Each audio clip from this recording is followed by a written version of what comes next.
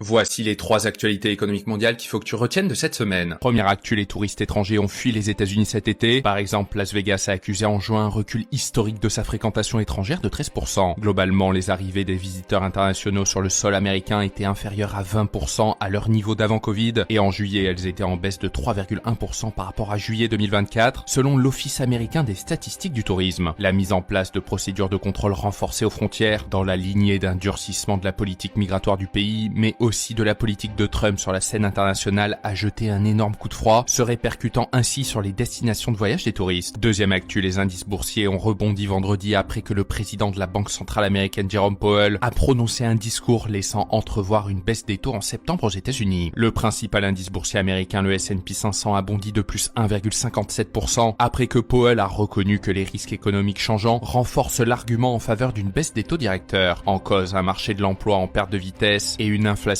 regonflée par les tarifs douaniers imposés par Trump. Une perspective de baisse de taux qui est signe d'un assouplissement des conditions de crédit, ce qui pourrait relancer l'investissement et la consommation. Avant de passer à la troisième actu, sachez que ce format est dispo en plus long en format newsletter avec des décryptages exclusifs. Vous trouverez un lien sur mon profil pour s'abonner gratuitement. Troisième actu, l'Union européenne n'a pas réussi à obtenir d'exemption de droits de douane pour le vin, qui sera taxé à 15% par les États-Unis, tout comme les voitures et les produits pharmaceutiques. C'est ce que dévoilent en fait les contours de l'accord commercial signé fin juillet entre l'UE et les États-Unis, et la France et l'Italie notamment espéraient que le secteur viticole soit épargné des droits de douane, étant donné qu'il représente plusieurs milliards d'euros à l'exportation vers le sol américain. En échange, pas grand chose, si ce n'est que la menace des 35% de taxes de Trump a été ramenée à 15%.